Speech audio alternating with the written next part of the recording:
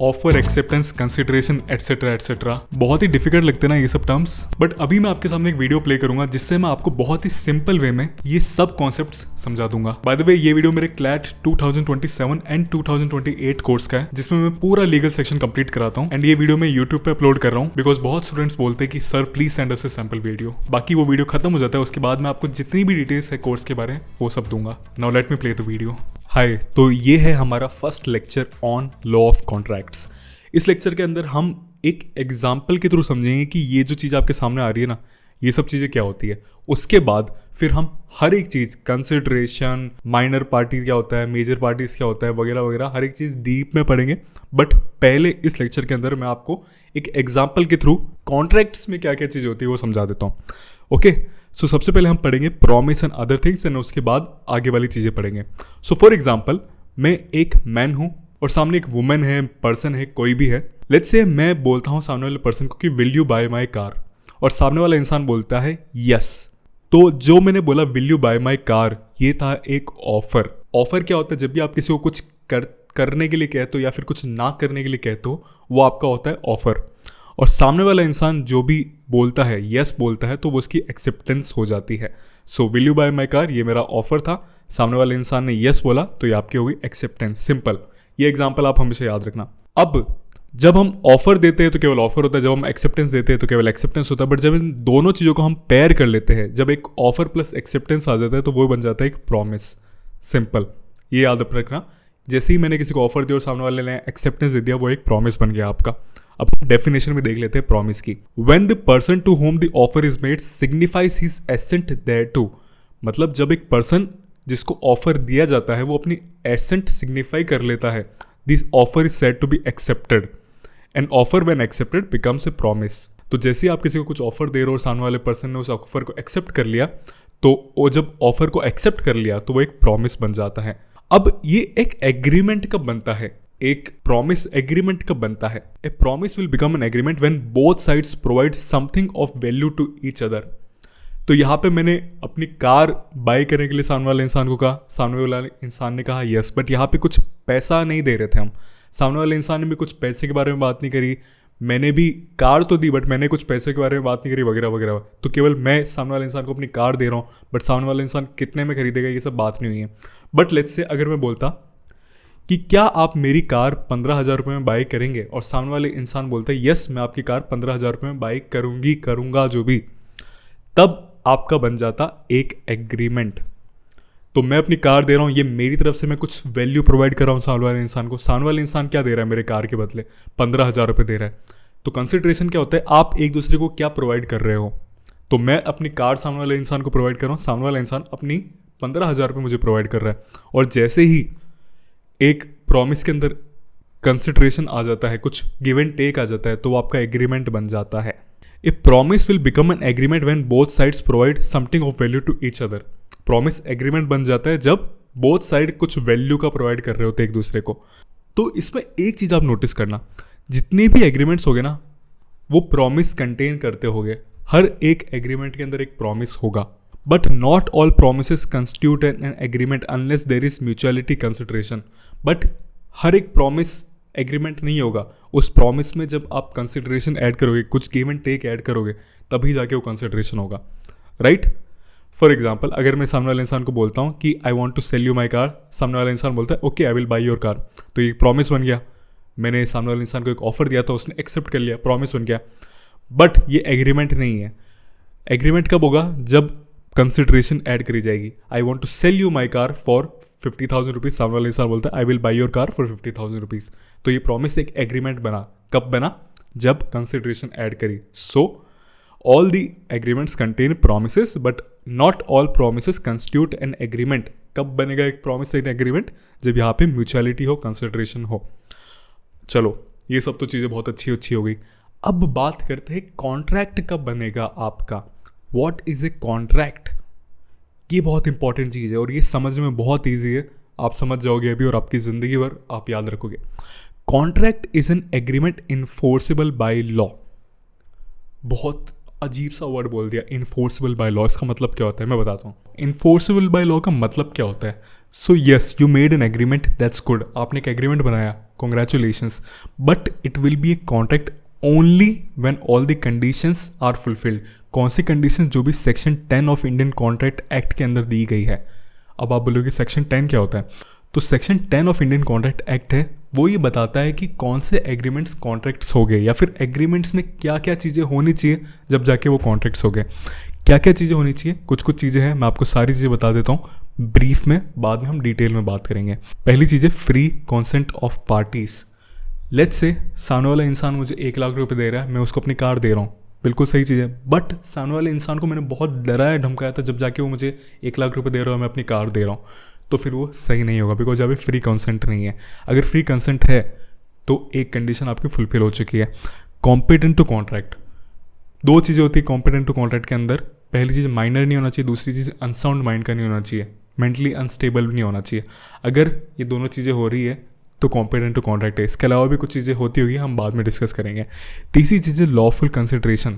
Let's say मैं अपनी car सामने वाले इंसान को बेच रहा हूँ, सामने वाला इंसान उसके बदले मुझे 1 लाख रुपए का ड्रग्स दे रहा है, कोकेन दे रहा है। तो क्या चीज़ के लिए हम एग्रीमेंट बनाया था? कार बेचने का एग्रीमेंट, बिल्कुल सही चीज़ के लिए हमने बनाया था, बट चीज़ें हम एक दूसरे को क्या दे रहे हैं? मैं अपनी कार दे रहा हूँ, सामने वाला इंसान ड्रग्स दे रहा है, तो कंसिडरेशन मतलब जो सामने वाला इंसान मुझे दे रहा है वो वैलिड नहीं है, वो अनलॉफुल है।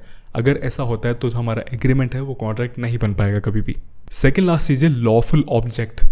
अब इस चीज़ को सही तरह से समझना, जो मैंने आपको कार वाला एग्जांपल दिया था उसमें हमारा ऑब्जेक्ट क्या था? कार बेचना। बट लेट्स से मैं अपने दोस्त को मिलता हूँ और मैं कहता हूँ कि यार मुझे मेरे बॉस का मर्डर कराना है, मैं तुझे 1 लाख रुपए दूंगा इसके लिए। तो भले 1 लाख रुपए जो चीज़ है वो बिल्कुल वैलिड है, 1 लाख रुपए is a valid consideration, but हमारा ऑब्जेक्ट क्या है, पर्पस क्या है हमारे कॉन्ट्रैक्ट का? मर्डर कराना।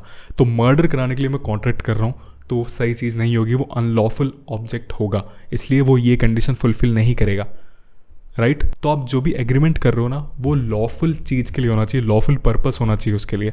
अदरवाइज क्या होगा? लेट्स से मैं अपने दोस्त को कहता हूँ तू मर्डर कर दे मेरे दोस्त का, मैं तुझे 1 लाख रुपए दूंगा। सामने वाला इंसान मेरे बॉस का मर्डर कर देता है, बट मैं उसको 1 लाख रुपए नहीं देता हूँ, तो वो कोर्ट में चला जाता है। तो कोर्ट बोलेगा भाई तुम्हारा जो एग्रीमेंट था वो अनलॉफुल चीज़ के लिए था, तो भले ही वो तुझे 1 लाख रुपए नहीं दे रहा है तो कोर्ट के पास नहीं आ सकता वो 1 लाख रुपए मांगने के लिए, बिकॉज तुम्हारा जो एग्रीमेंट था वो ही अनलॉफुल ऑब्जेक्ट के लिए था।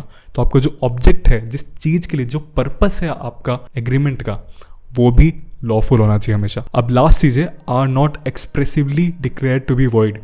सो इंडियन कॉन्ट्रैक्ट एक्ट के अंदर क्या है, 5-6 तरह के एग्रीमेंट्स बता रखे, वो एग्रीमेंट्स अगर आपने कर लिए ना तो फिर बाय डिफॉल्ट वो वॉइड हो जाएगा, वो एग्रीमेंट कभी कॉन्ट्रैक्ट बन ही नहीं पाएगा। मतलब इंडियन कॉन्ट्रैक्ट एक्ट ने स्पेसिफिकली 5-6 बता रखे हैं एग्रीमेंट्स कि ये एग्रीमेंट्स आपको कभी नहीं करने, ये अगर आपने करे तो फिर आपका एग्रीमेंट वॉइड हो जाएगा और वो कभी कॉन्ट्रैक्ट नहीं बन पाएगा।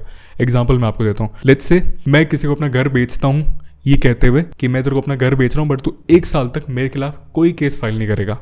तो यहाँ पे एग्रीमेंट क्या है? एग्रीमेंट है कि तू मेरे खिलाफ कभी कोई केस फाइल नहीं करेगा, तो ये चीज वैलिड नहीं होगी, ये एग्रीमेंट वॉइड हो जाएगा, बिकॉज यहाँ पे मैं किसी को रोक रहा हूँ मेरे खिलाफ केस फाइल करने के लिए।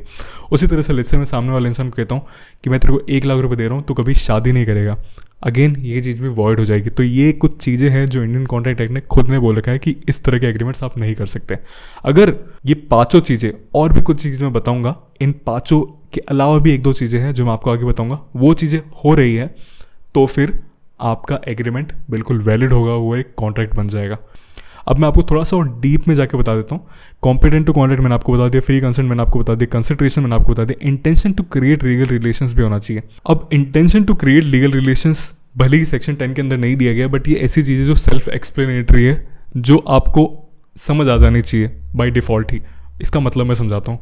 फॉर एग्जांपल मैं अपने दोस्त के घर पे जाता हूँ, मेरे दोस्त के पास एक लैम्बोर्गिनी है, मैं बोलता हूँ यार ये मुझे बेच दे, तो वो कहता है ठीक है 10 रुपये दे लेके चला जा। तो यहाँ पे क्या हुआ था, सामने वाला इंसान जिसके पास लैम्बोर्गिनी है वो मजाक में बोल रहा था, वहाँ पे कोई लीगल रिलेशंस बनाने की बात नहीं हो रही थी। तो अगर लेट्स से वो अपनी लैम्बोर्गिनी नहीं देता है, मैं उसको 10 रुपये देता हूँ, तो भी मैं कोर्ट के पास नहीं जा सकता ये बोलते हुए कि उसने अपनी लैम्बोर्गिनी कार नहीं दी। नहीं, लैम्बोर्गिनी एक कार होती है, आप ऑलरेडी जानते होंगे, बट वो अगर मुझे अपनी लैम्बोर्गिनी कार नहीं देता मैं नहीं कोर्ट के पास जा सकता, बिकॉज ये बस मजाक में बात हो रही थी, एटलीस्ट उस पार्टी की तरफ से तो मजाक ही हो रहा था। तो intention to create legal relations होना चाहिए। फिर नेक्स्ट चीज lawful consideration and object, already हमने बात कर ली। नेक्स्ट चीज है क्लैरिटी। क्लैरिटी होनी चाहिए हमेशा। लेट्स से मैं किसी की लैम्बोर्गिनी खरीदने जाता हूँ और सामने वाला इंसान बोलता है कि ठीक है मैं तुझे अपनी लैम्बोर्गिनी कार बेच दूंगा बट तू मुझे एक फेयर प्राइस देना। तो फेयर प्राइस का मतलब क्या होता है? किसी के लिए फेयर प्राइस 1 करोड़ हो सकती है, किसी के लिए फेयर प्राइस 2 करोड़ रुपए से हो सकती है।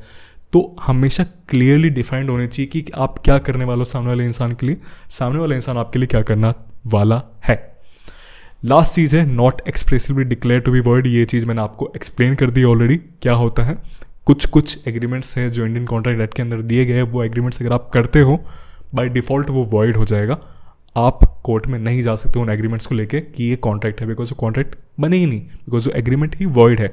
वॉइड एग्रीमेंट क्या होता है, वॉइडेबल एग्रीमेंट क्या होता है, ये सब हम बाद में समझेंगे, don't worry about it, right. So क्या चीज़ आपने सीखी? All contracts are agreements. सारे कॉन्ट्रैक्ट्स एग्रीमेंट्स होते हैं but not all agreements are contracts, क्योंकि कुछ एग्रीमेंट्स भले ही सही होते हैं बट उन एग्रीमेंट्स में अगर कुछ भी फॉल्ट होता है, लेट्स से पार्टीज कॉम्पिटेंट नहीं है, तो फिर वो एग्रीमेंट आपका कॉन्ट्रैक्ट नहीं बन पाएगा। Only those agreements that are enforceable by law, fulfill the conditions of Section 10 of Indian Contract Act are contracts. So if you take your agreement which doesn't comply with Section 10 of Indian Contract Act, then your agreement would not be a contract and the court will throw out your agreement out of the court. और कैसे आपके agreement को court बाहर throw करेगा?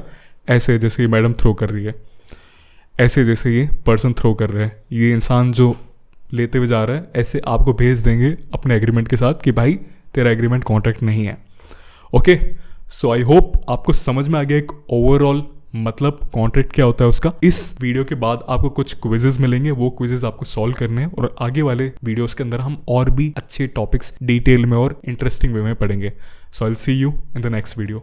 हाय, video को end तक देखने के लिए थैंक यू वेरी मच। अभी मैं आपको सारी डिटेल्स देता हूँ अपने क्लैट 2027 एंड 2028 कोर्स के बारे में। चाहे आप किसी में भी इनरोल करो, दीज आर द थिंग्स जो आपको प्रोवाइड करी जाती है दोनों कोर्सेज में। तो क्या क्या चीजें डिस्कस करते हैं हम। सबसे पहली चीज है सिलेबस कंप्लीशन। पूरा सिलेबस आपका कंप्लीट कराया जाता है, बल्कि कई बार आपका रिवीजन भी कराया जाता है। पिछले साल तक हम मैथ्स नहीं पढ़ाते थे बट इतनी सारी रिक्वेस्ट रिसीव हुई हमें कि सर प्लीज आप मैथ्स भी पढ़ा दीजिए, तो अब हम मैथ्स भी पढ़ाएंगे। So end to end course बन चुका है ये पूरा। Recorded videos on several topic for fast self study by the student. तो कोर्स में आपकी लाइव क्लासेस भी होती है और आपको प्री रिकॉर्डेड वीडियोस भी मिलते हैं। मतलब तो अगर आपको लाइव क्लास से पढ़ना है तो आप लाइव क्लास से पढ़ सकते हैं, बट आपको पहले से रिकॉर्डेड कुछ वीडियोस है वो देखने हैं अपने कॉन्सेप्ट क्लियर करने के लिए, तो वो भी आप कर सकते हैं। हमने एक हाइब्रिड कोर्स बनाया है, बिकॉज मैं पर्सनली जब अपनी क्लैट प्रिपरेशन कर रहा था तो मैं यूट्यूब पे पहले से कोई रिकॉर्डेड वीडियोस होते थे वही देखता था, तो इसलिए मैंने ऑप्शन इंक्लूड करा है। एंड मैंने स्पेशली बैठ के 50% से भी ऊपर कोर्स आपके लिए रिकॉर्ड करा है, ताकि आप लाइव क्लासेस नहीं भी अटेंड करो तो भी आप अपना सिलेबस अच्छा खासा कंप्लीट कर सकते हो। Weekly live classes for practice and doubt solving. Weekly live classes तो हमारी होती है जिसमें आपको कॉन्सेप्ट पढ़ाया जाता है, प्रैक्टिस कराई जाती है, डाउट सॉल्व करे जाते हैं and much more. 1-on-1 mentorship, अब ये हमारे कोर्स की सबसे बेस्ट चीज है। जैसे ही आप इस कोर्स के लिए एनरोल करते हो आपको पर्सनल मेंटर प्रोवाइड करे जाते हैं till the day of CLAT. मतलब जिसने क्लैट क्रैक कराया है वही डायरेक्ट आपको मेंटर करेंगे। ये मेंटर आपकी मंथली असिस्टमेंट करते हैं एंड आपके साथ till the day of CLAT रहते हैं। ऐसा नहीं है कि मंथ में केवल एक बार आप उनसे बात कर सकते हो समथिंग, नहीं, आपके पास उनके व्हाट्सएप नंबर रहेंगे, आप जब उनसे कांटेक्ट करना चाहो आप कर सकते हो। आपकी स्क्रीन पे कुछ रिव्यूज भी आ रहे हैं हमारे मेंटर्स के, क्योंकि हमने सिस्टम ही इस तरह से सेटअप कर रखा है that our mentors work in the best way. आप बस ये रिव्यू पढ़िए और देख लीजिए कि क्या क्वालिटी ऑफ मेंटरशिप प्रोवाइड करी जाती है हमारे कोर्स के अंदर। Topic test and sectional test, तो हर एक टॉपिक के ऊपर हमने हाई क्वालिटी टेस्ट तो अपलोड कर ही रखा है। उसके अलावा आपको 75 से भी ज्यादा सेक्शनल टेस्ट मिलेंगे एंड इन टॉपिक टेस्ट को एंड सेक्शनल टेस्ट को हमने अलग अलग डिफिकल्टी लेवल पे डिवाइड कर रखा है, ताकि अगर आप एक बिगिनर है आपके लिए भी कुछ क्वेश्चंस होंगे, अगर आप अच्छा खासा ऑलरेडी कर चुके हैं तो आपके लिए भी अच्छे खासे क्वेश्चंस होंगे। हम पर्टिकुलर टेस्ट पे बहुत फोकस करते हैं बिकॉज क्लैट में टेस्ट सॉल्व करना बहुत जरूरी होता है। एंड ये ऐसे वैसे टेस्ट नहीं है कि जस्ट बिकॉज 100 टेस्ट देने तो हम आपको कुछ भी प्रोवाइड कर रहे हैं, नहीं, बहुत हाई क्वालिटी होती है और ये एक्चुअल क्लैट क्रैकर्स बनाते हैं सारे टेस्ट। मतलब जिन्होंने असल में क्लैट क्रैक करा है वही आपके लिए सारे टेस्ट बनाते हैं, हम इनको आउटसोर्स नहीं करते, हमारी खुद की टीम ये टेस्ट बनाती है। आप जब एनरोल करेंगे तब आप इनकी क्वालिटी देख पाएंगे। 24+ हाई क्वालिटी मॉक्स है, हम 100-200 मॉक्स नहीं प्रोवाइड करते, बिकॉज अगर आप 100-200 मॉक्स प्रोवाइड करोगे तो फिर आप क्वालिटी मेंटेन नहीं कर पाओगे। हम 24 हाई क्वालिटी मॉक्स प्रोवाइड करते हैं। समय के साथ ऑब्वियसली ये बढ़ेगा बट फिलहाल 24 है एंड हर एक मॉक अलग अलग डिफिकल्टी लेवल का होता है, so that you become prepared for every possible twist and turn off the exam. मॉक्स बनाने के लिए भी हमारे पास एक अलग सी टीम है जिसमें भी एक्चुअल NLU स्टूडेंट्स हैं जो आपके लिए मॉक्स बनाते हैं। अभी ये दोनों पॉइंट हो सकता है कि आपको दिख नहीं रहा हो, स्क्रीन पे मैं आपके सामने आ रहा हूँ तो मैं दूसरे पेज पे लेके चलता हूँ। 2 पॉइंट्स है बाकी बचे हुए। फास्ट डाउट सॉल्विंग, तो ऑनलाइन कोर्सेज से इन जनरल स्टूडेंट्स को कंप्लेन रहती है कि हम पर ध्यान ही नहीं दिया जाता या हमारे डाउट्स से सॉल्व नहीं करे जाते। बट हमारे कोर्स में ऐसा नहीं है। हमारे कोर्स में स्ट्रिक्ट 12 आवर्स की डाउट सॉल्विंग पॉलिसी है। आपका कुछ भी डाउट होगा विद इन 12 आवर्स सॉल्व करा जाएगा। मैं पर्सनली अपने डाउट सॉल्विंग ग्रुप पे ध्यान रखता हूँ कि किसी भी स्टूडेंट का डाउट मिस ना हो। And lastly we have a special focus on consistency. तो ये एक ऐसा एग्जाम है जिसमें आप कंसिस्टेंट रहो, ये बहुत मायने रखता है। आपको सिंपल चीजें करनी है हर रोज, बट सिंपल चीजें till the day of CLAT करनी है। एंड हमने इसका बहुत ज्यादा ध्यान रखा है अपने कोर्स के अंदर। एक छोटा सा एग्जांपल आपको देता हूँ। हमारे कोर्स में कंसिस्टेंसी चैट करके ग्रुप है जहाँ पे सब स्टूडेंट सुबह सुबह अपने दिन का टाइम टेबल पोस्ट करते हैं। जैसे ये किसी स्टूडेंट ने अपना टाइम टेबल पोस्ट करा है, ये किसी स्टूडेंट ने अपना टाइम टेबल पोस्ट करा है, इवन मैं भी अपना टाइम टेबल पोस्ट करता हूँ। एंड फिर पूरा दिन खत्म होने के बाद स्टूडेंट्स अपडेट डालते हैं कि कितनी चीजें उन्होंने लिखी थी, उसमें से कितनी चीजें हो पाई है कंप्लीट। अब इससे फायदा क्या होता है, जब आप देखते हैं कि आपके बैचमेट्स इतनी सारी चीजें कर रहे हैं, कोई बोल रहे हैं कि आज न्यूज़पेपर पढ़ेंगे, मॉक देंगे एलई का, मैथ्स के क्वेश्चन सॉल्व करेंगे एटसेट्रा, तो फिर अगर आपको आलस आ भी रहा होता है तो भी आपका आलस एकदम से निकल जाता है। बिकॉज जब आप देखते हो कि आपके आसपास के लोग ऐसा कर रहे हैं, then you become motivated too. Being in online coaching हमने इस चीज को इंश्योर करा है कि आपको जो ऑफलाइन कोचिंग में एक एनवायरमेंट का बेनिफिट मिलता है वो इस ऑनलाइन कोर्स में भी आपको मिल पाए। ये तो केवल एक चीज है, इसके अलावा भी हमारे पास कई सारी चीजें जो हम करते हैं आपकी कंसिस्टेंसी इंश्योर करने के लिए। सो this is all about my CLAT 2027 and 2028 course. अब हमारी वेबसाइट पे और भी कोर्सेज है जो मैंने अपने स्टोर पे अपलोड करे। फॉर एग्जाम्पल क्लैट 2028 कोर्स है अलग से, वो तो मैंने आपको बता ही दिया है। जीके के लिए भी हमारा एक सेपरेट कोर्स है जिसमें आपको इस तरह से वीकली जीके पीडीएफ्स तो मिलती है। देखिए जब मैं ये वीडियो शूट कर रहा हूँ तब तक हमने मार्च 3rd वीक तक की वीकली पीडीएफ अपलोड कर दी है। आप देख सकते हैं कि बहुत ही डिटेल्ड हम ये पीडीएफ्स बनाते हैं। 30 से 32 पेजेस की हर एक वीक की पीडीएफ बनती है। तो इस जीके कोर्स में हम इस तरह से आपको वीकली जीके अपडेट्स प्रोवाइड करते हैं ताकि आपको डेली नोट्स ना बनाने पड़े। उसके अलावा इस कोर्स के अंदर हम special editions on current GK भी प्रोवाइड करते हैं। सो फॉर एग्जाम्पल जब मैं वीडियो बना रहा हूँ तब ईरान इजराइल यूएस वॉर के ऊपर बहुत चीजें चल रही है, तो हमने एक पूरा डेडिकेटेड पीडीएफ बनाया है जिसमें हमने डिटेल में एक्सप्लेन करा है कि क्या हो रहा है, क्या करंट चीजें इंपॉर्टेंट है इस इवेंट से एंड मच मोर। जैसे ये बिगिनिंग है इस पीडीएफ का जहां पे हम एक्सप्लेन करें कि क्यों ये न्यूज में है एंड मच मोर। उसके अलावा आपको स्टैटिक जीके के लिए कोई अलग से बुक ना पढ़ने पड़े, इसके लिए हमने स्टैटिक जीके क्विजेस भी अपलोड करे हैं। अभी ये क्विजेस अपलोड हो रहे हैं धीरे धीरे, बट फॉर एग्जाम्पल आपको इंडस वैली सिविलाइजेशन के ऊपर हमने 3 क्विजेस दिए। हर एक क्विज के अंदर 20 से 30 क्वेश्चन होते हैं और केवल एक क्विज दे दिए नहीं है हमने, इसके अलावा इसके बाद हमने डिटेल एक्सप्लेनेशन भी दिया है हर एक क्विज के बाद, ताकि आपको स्टैटिक जीके की बुक पढ़ने की जरूरत ना पड़े। कई सारे क्विजेस में हमने अच्छी तरह से एक्सप्लेन करने के लिए इस तरह से एक्सप्लेनेशन के अंदर फोटोज भी डाले सो दैट आपकी learning best of the best हो पाए इस सिंगल कोर्स से। नाउ उसके अलावा हमारा mock test and section test का पैकेज भी है। अगर आपको केवल mock test and section test buy करने हैं, हमारे बहुत ही high quality mocks and section test है, तो वो भी आप अलग से बाय कर सकते हैं। पर्सनल मेंटरशिप अगर आपको चाहिए तो वो भी आप कर सकते हैं। पहले हमारे कोर्स के साथ ही हम प्रोवाइड करते थे मेंटरशिप, बट बहुत सारे स्टूडेंट्स की रिक्वेस्ट आई कि प्लीज आप अलग से भी प्रोवाइड करो पर्सनल मेंटरशिप बाय स्टूडेंट जिसने असल में अच्छा स्कोर करा है क्लैट के अंदर, तो वो भी हम प्रोवाइड करते हैं। एंड क्लैट का हमारा 2027 का कोर्स तो है ही। लास्टली आप ये भी देख रहे होंगे, इसमें हमने प्रोवाइड करा एक sample of our live class की हम लाइव क्लास में कैसे पढ़ाते हैं। अगर आपको देखना है तो आप जाके इस फ्री कोर्स के अंदर साइन अप कर सकते हैं और आप एक लाइव क्लास देख सकते हैं हमारे कोर्स की जो हमने एक्चुअली ली है। So this is all about the offerings that we have. अब आपको कुछ भी डाउट है तो आप इस टेलीग्राम आईडी के ऊपर टेक्स्ट कर सकते हैं एंड मैं पर्सनली आपको रिप्लाई करूंगा। Thanks for watching this video till the end. I will see you in the course very soon.